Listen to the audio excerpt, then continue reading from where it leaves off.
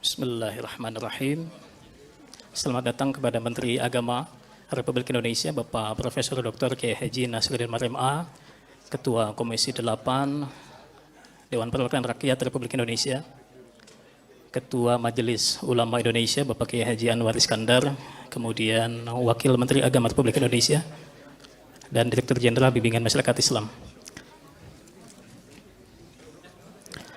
Baik, Bapak, Ibu, rekan-rekan media, kita akan simak bersama keterangan pers yang akan disampaikan oleh Menteri Agama Republik Indonesia berkenaan dengan hasil sidang Isbat penetapan awal Ramadan 1447 Hijriah. Kepada Bapak Menteri, disilakan. Bismillahirrahmanirrahim. Assalamualaikum warahmatullahi wabarakatuh. Selamat malam, salam sejahtera untuk kita semuanya. Para pemirsa yang berbahagia, khususnya umat Islam di seluruh Indonesia, serta teman-teman media yang hadir pada kesempatan ini. Pada kesempatan yang sangat berbahagia ini, saya akan menyampaikan laporan penyelenggaraan sidang Isbat penetapan awal Ramadan 1447 Hijriah tahun 2026 Masehi yang baru saja kita akhiri. Sidang Isbat telah selesai dilaksanakan dengan dihadiri oleh Ketua Komisi 8 DPR RI, Ketua Umum Majelis Ulama Indonesia MUI, pejabat eselon 1 dan 2 di Mas Islam, para pimpinan ormas Islam atau yang mewakili, serta para ahli ilmu falak atau astronomi dari UIN, IAIN. Turut hadir perwakilan Badan Meteorologi, Klimatologi, dan Geofisika BMKG, Badan Riset dan Inovasi Nasional BRIN, Badan Inovasi Geospasial BIG, Planetarium Jakarta, serta anggota tim Hisab Ru'yah Kementerian Agama. Rangkaian sidang Isbat hari ini diawali dengan seminar yang disiarkan secara terbuka melalui kanal media sosial di Mas Islam. Dalam seminar tersebut kita telah menyimak paparan tentang prinsip dan metode penentuan awal bulan Kamariah, disertai diskusi panel bersama narasumber yang membahas hisab ru'yah dan ilmu falak dari beragam perspektif. Selanjutnya, Kementerian Agama menetapkan awal Ramadan melalui sidang Isbat. Dalam sidang Isbat ini, kami bermusyawarah dengan terbuka para pakar ilmu falak, astronomi, wakil rakyat Majelis Ulama Indonesia, serta perwakilan ormas-ormas Islam di Indonesia. Musyawarah tersebut itu mengacu pada hasil hisab dan ru'yah yang telah dilakukan oleh tim Hisab Ru'yah Kementerian Agama dan ormas-ormas lain, serta dikonfirmasi oleh petugas yang ditempatkan di setidaknya 96 titik pengamatan di seluruh Indonesia. Dalam menetapkan awal bulan Kamariah, Indonesia menggunakan kriteria visibilitas hilal MABIMS. Ya, MABIMS itu adalah Menteri-Menteri Agama Asia Tenggara, ya, Malaysia, Brunei Darussalam, Singapura, dan Indonesia tentunya. Yaitu tinggi hilal 3 derajat dan sudut elongasi 64 derajat. Ini standarnya Asia Tenggara. Adapun data posisi hilal berdasarkan hisab pada hari ini di seluruh wilayah Indonesia, yaitu ketinggian berkisar minus 2 derajat, 24 menit, 42 detik. Berarti itu bukan saja ghairu imkanur ru'yah, tetapi ghairu wujudul hilal. Belum hilal itu berwujud, masih di bawah ufuk. Hingga 0 derajat 58 menit 47 detik. Jadi di seluruh wilayah Kepulauan Indonesia, bahkan Asia Tenggara, bahkan kalau kita melihat tadi diskusinya, ya di seluruh negara-negara Islam pun juga itu belum ada suatu negara Muslim pun yang masuk kategori imkanur ru'yah. Bahkan kebanyakan mereka itu gair wujudul hilal. Wujud hilal belum muncul karena masih di bawah ufuk. Ya. Dan juga kita lihat juga kalender hilal global versi Turki, ya itu juga belum memulai Ramadannya besok.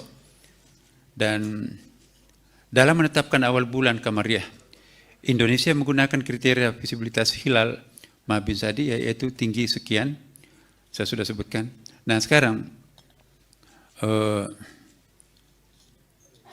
ya, sudut elongasinya juga sangat rendah, ya, sangat jauh, masih sangat minim, 0 derajat 56 menit 23 detik, ya,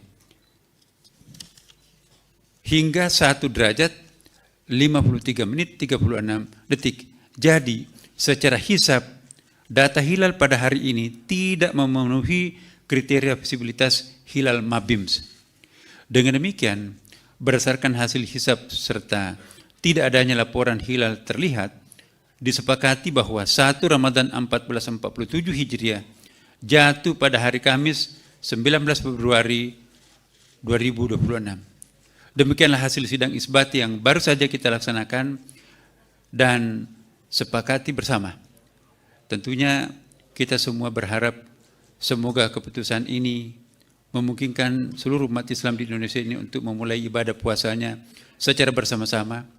Semoga hal ini dapat menjadi simbol kebersamaan umat Islam di Indonesia yang sekaligus mencerminkan persatuan kita sebagai sesama anak bangsa dan menyongsong masa depan yang baik. Dan seandainya ada di antara warga kita umat Islam yang mungkin akan melakukan hal yang berbeda sesuai dengan keyakinannya masing-masing, kami juga menghimbau kepada segenap masyarakat, mari perbedaan itu tidak menyebabkan kita berpisah atau berbeda dalam arti yang negatif, ya kan. Jadikanlah perbedaan itu sebagai satu konfigurasi yang sangat indah. Indonesia sudah berpengalaman berbeda, tapi tetap utuh dalam sebuah persatuan yang sangat indah. Berikutnya saya persilakan kepada Bapak Kiai Haji Muhammad Anwar Iskandar, Ketua Umum Majelis Ulama Indonesia, untuk juga menyampaikan beberapa hal penting yang perlu diketahui oleh seluruh masyarakat, serta Bapak Haji Marwanda Sopang MSI sebagai wakil rakyat untuk memberikan pandangan bagaimana sebaiknya kita menjalankan ibadah puasa tahun ini. Dipersilakan Pak.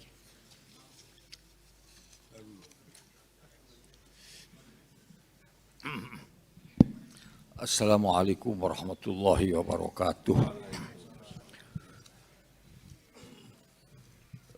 Hadirin dan hadirat sekalian, terutama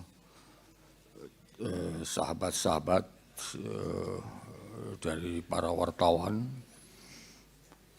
Alhamdulillah kita syukuri sesuai dengan apa yang disampaikan oleh Pak Menteri Agama tadi, bahwa kita baru menyelesaikan sebuah rapat atau sidang isbat atau penetapan tentang satu Ramadan tahun ini. Yang ini akan menjadi pedoman bagi kita sekalian, umat Islam di Indonesia khususnya, untuk kapan kita harus memulai menjalankan rukun Islam yang namanya puasa sesuai dengan yang diperintahkan oleh Allah Subhanahu wa taala. Selanjutnya, bangsa kita ini adalah bangsa yang terdiri dari latar belakang yang berbagai-bagai.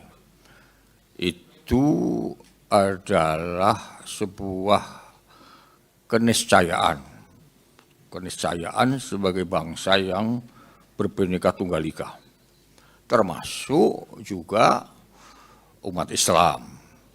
Bahkan di Indonesia ini ada lebih dari 80 ormas-ormas Islam di Indonesia, yang perbedaan-perbedaan organisasi ini memungkinkan adanya amaliyah ubudiyah yang berbeda-beda.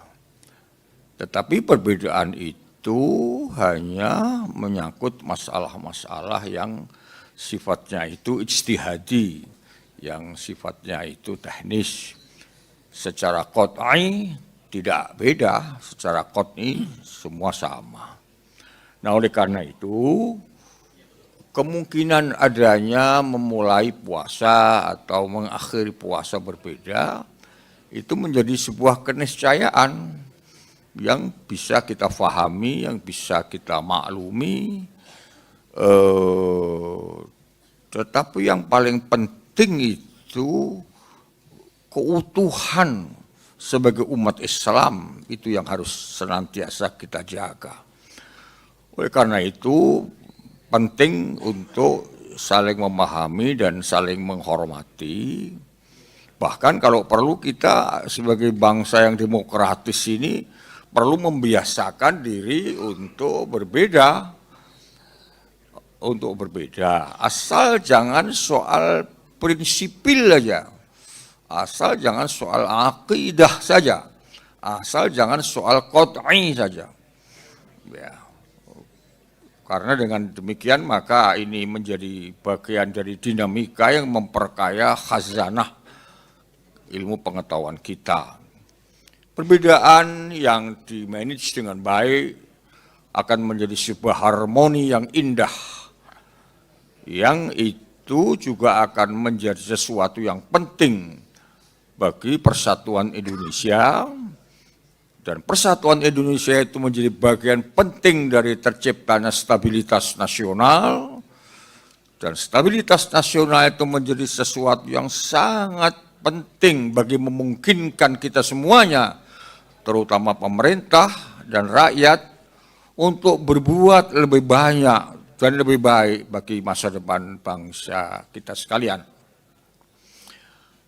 Nah, oleh karena itu saya bersama dengan pimpinan Majelis Ulama Indonesia mengajak kepada semuanya saja untuk berusaha sekuat-kuatnya menyempurnakan ibadah kita dalam sebulan ini sehingga akan melahirkan insan-insan yang sempurna, yang paripurna, yang makin tinggi kualitas iman dan takwanya kepada Allah. Kepada teman-teman yang memang bukan muslim dan bagi mereka juga tidak diwajibkan puasa, tentu kami boleh menghimbau untuk bisa kita sama-sama menghormati dan menjaga teman-teman kita yang berpuasa. Dan kepada seluruh umat Islam di Indonesia, tentu kami sangat berharap agar suasana Ramadan ini dilakukan dengan khusyuk dan mampu melahirkan sebuah jiwa yang bersikap rahmah atau saling menyayangi, bersikap insaniyah atau humanity untuk saling menghormati, karena kata Nabi, orang yang menghormati sesama di dunia ini akan disayangi oleh malaikat yang di langit. Irhamu man fil ard yarhamkum man fis sama. Sayangilah manusia sesama ini di atas bumi, niscaya malaikat akan menyayangi. Selanjutnya tentu kami juga berharap agar kita juga mampu memuasakan, bukan hanya perut saja dipuasakan dari haus dan lapar, tapi juga mampu memuasakan seluruh tubuh kita ini dari hal-hal yang dilarang oleh agama. Mulut mesti dijaga, jangan sampai menyakiti, berdusta, ngerumpi agama. Sehingga kita akan hidup dalam suasana yang damai, yang tentrem, yang aman. Karena kata Al-Quran, bersatu itu adalah nikmat. Fa asbahtum bi ni'matihi